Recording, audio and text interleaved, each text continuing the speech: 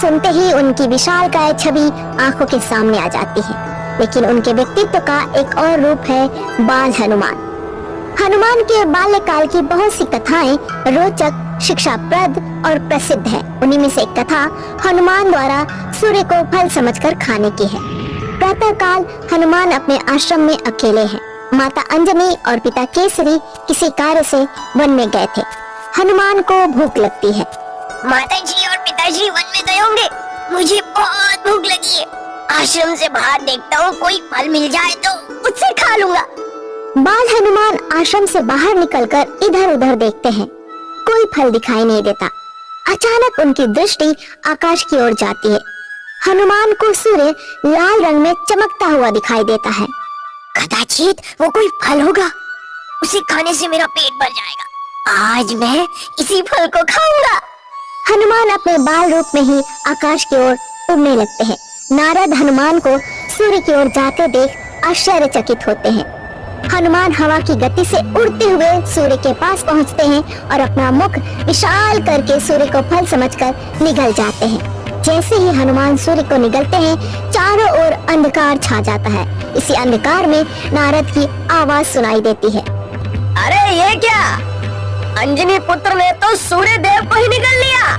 नारायण नारायण।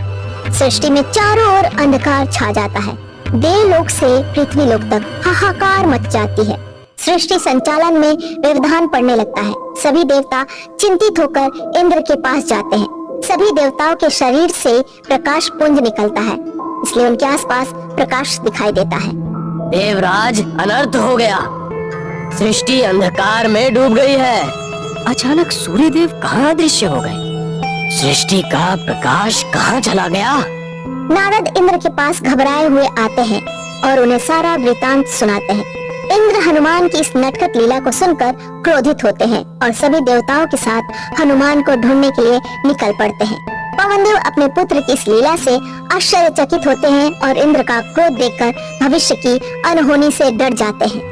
हनुमान सूर्य को निगलकर पृथ्वी पर वापस आते हैं और आश्रम के पास जंगल में खेलने लगते हैं। हनुमान के शरीर से प्रकाश निकल रहा है, इसलिए वो जहाँ खेल रहे हैं उसके आसपास प्रकाश रहता है। इसके अतिरिक्त चारों ओर अंधेरा। इंद्र सभी देवताओं के साथ हनुमान को ढूंढते हुए उस जंगल तक पहुँचते हैं। इंद्र हनुमान को देखकर क्रोध से कहते हैं, अंजनी पुत्र, तुमने ये कैसी दुष्टता की है? प्रणाम देवराज, आप इतने क्रोध में क्यों हैं? केसरी नंदन देवराज के क्रोध का कारण आप हैं। हाँ पवन पुत्र, आपने सूर्य देव को खाकर सृष्टि को अंधकार से ढक दिया है। मुझे तो बहुत भूख लगी थी, इसलिए मैंने उसे फल समझकर खा लिया है। अरे आपकी इस नटखट लीला से सृष्टि संकट में आ गई है। पवन पुत्र, तुम सूर्य देव को अभी वापस करो, अन्यथा क्या देवेंद्र, आप मुझे युद्ध की धमकी दे रहे हैं? मुझे ये चुनौती स्वीकार है। इंद्र क्रोध में आकर हनुमान पे दिव्य अस्त्र चलाते हैं। हनुमान इंद्र के शस्त्र को असफल कर देते हैं। इंद्र एक एक करके हनुमान पर अनेकों दिव्य अस्त्रों से वार करते हैं, परंतु हनुमान उन दिव्य अस्त्रों को खिलौने की भांति तोड़कर फेंक देते हैं। इस युद्ध में सभी देवता घबरा जाते हैं। पवनदेव को इंद्र का ये व्यवहार अच्छा नहीं लगता। इंद्रदेव, आपके दिव्य अस्त्र मेरे लिए खिलौना है, इनसे युद्ध करके समय नष्ट ना कीजिए। इंद्र क्रोध में आके अपने वज्र से हनुमान पे आक्रमण करते हैं।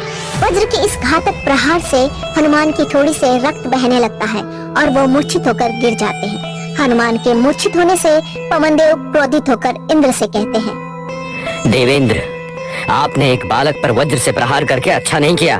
मेरे पुत्र की हनु से रक्त बह रहा है, वो मूर्छित हो गया है। आपको लज्जा आनी चाहिए।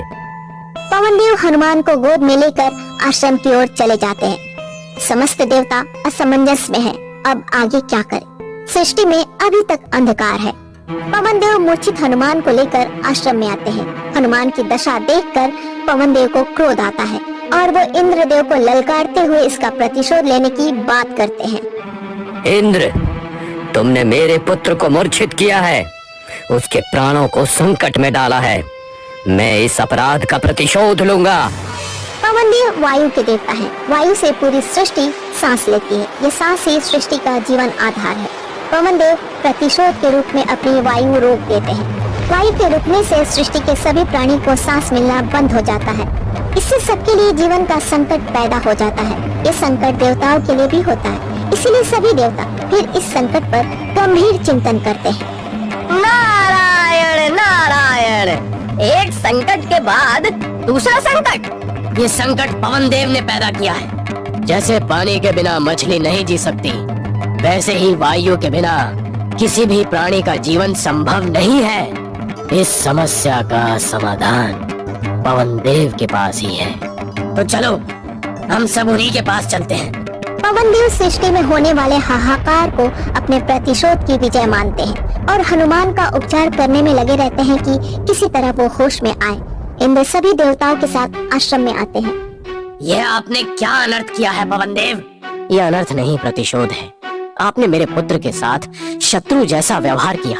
देखिए, अभी आपके पुत्र की मूर्छा समाप्त किए देते हैं।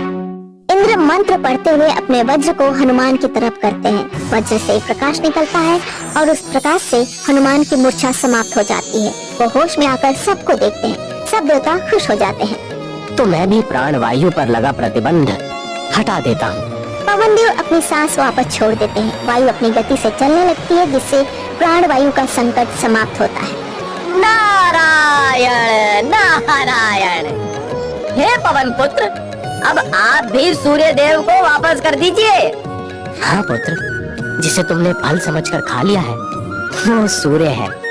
इससे सृष्टि में अंधकार छा गया है। क्षमा पिताश्री, मैं अभी सूर्य देव को वापस कर देता हूँ। हनुमान अपनी लीला से सूर्य देव को मुंह से वापस निकालते हैं। सूर्य अपने स्थान पे चला जाता है। सृष्टि में फिर से प्रकाश फैल जाता है। समस्त देवी देवता और प्राणी खुश होते हैं। हे अंजनी पुत्र, इंद्र के वज्र प्रहार से आपकी हनु अर्थात घोड़ी को आघात पहुंचा है। इससे हनु का मान मर्दन हुआ है। हाँ पवन पुत्र, इस कारण सृष्टि तुम्हें हनुमान के नाम से जानेगी। आज से आपका नया नाम हनुमान होगा। हनुमान, तुमने सूर्य देव को वापस करके सृष्टि पर उपकार किया है, इसलिए हम सभी देवी देवता तुम्हें अपनी अपनी शक्ति का अंश देना चाहते हैं। नारायण नारायण।